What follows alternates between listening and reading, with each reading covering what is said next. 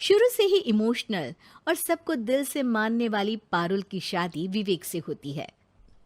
क्या है यार, शादी के वक्त तो तुम दुबली हो गई थी, लेकिन शादी के 2 साल में ही फिर फूलकर गुप्पा हो गई हो। पारुल के साथ अब विवेक का व्यवहार बदल गया। सास ससुर भी बिना बात के ताने देते। अरे 2 साल हो गए, बच्चा नहीं हुआ, निकल यहाँ से। विवेक का भी सहारा पारुल को नहीं मिलता है। लेकिन जिस विवेक से पारुल को तलाक के एवज में 18 लाख मिले होते हैं, वो पारुल एक दिन, इंस्पेक्टर साहब, मुझे कंप्लेंट लिखवानी है। जी मैडम, क्या हुआ? चीटिंग, एक लड़के ने मेरे 6 लाख रुपए लूटे हैं। पुलिस वाला पारुल को ऊपर से नीचे तक देखता है। मामला क्या है, विस्तार से बताइए। पारुल फिर जो बताना शुरू करती है, उसके बाद इंसानियत से भरोसा उठना लाजमी है। मेरे पति ने मुझे कभी अपनाया ही नहीं। शादी के 3 साल में ही मेरा तलाक हो गया। मैं नहीं चाहती थी कि मैं उनसे एक भी पैसा लूं, लेकिन वकील और मेरे माता पिता ने उनसे 18 लाख की रकम ली। फिर क्या हुआ? क्या वो पैसे उसने वापस ले लिए? नहीं, उन्होंने तो उसके बाद मुझसे कभी कांटेक्ट भी नहीं किया। फिर? किसी डेटिंग साइट से मुझे आनंद नाम का एक लड़का मिला।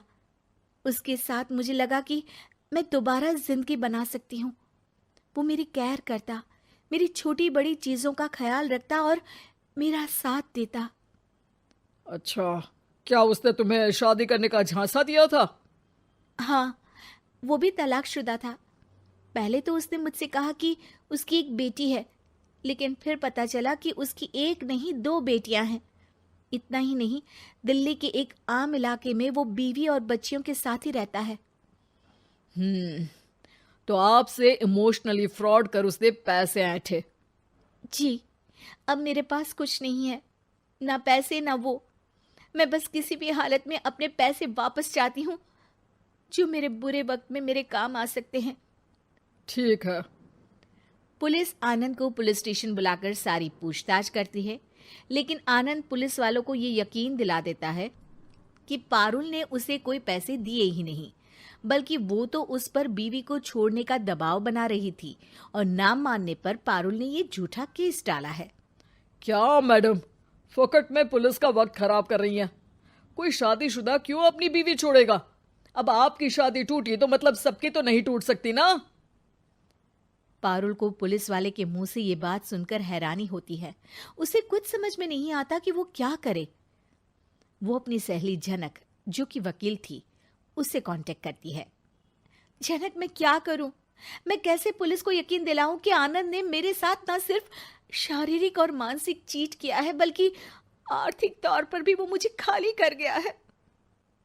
अब वक्त झनक का था।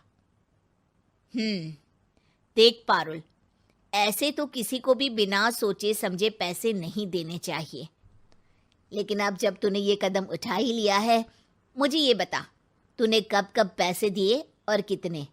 क्या कहीं कोई सबूत है? पारुल कुछ सोचती है। 3 बार तो बैंक में ट्रांसफर और 2 बार गूगल पे। क्या इन सब के रिकॉर्ड मिल जाएंगे? हाँ, क्यों नहीं, मैं बैंक से सब निकाल लाऊंगी। अगले दिन पारुल सारी स्टेटमेंट झनक के सामने रखती है और वो व्हाट्सएप की चैट भी दिखाती है, जिसमें कई बार आनंद ने ये बात कबूली थी कि वो उसके पूरे 6 लाख जल्द ही देगा। झनक अब पूरा केस लेकर पुलिस के पास जाती है और मामले को क्राइम एक्ट के तहत पूरे सबूत के साथ दर्ज करा आनंद की गिरफ्तारी की मांग करती है। पुलिस आनंद को लेने जैसे ही उसके घर जाता है, उसका सारा मामला बीवी और बच्चों के सामने खुल जाता है। पुलिस स्टेशन में पारुल को देखकर आनंद भड़क जाता है।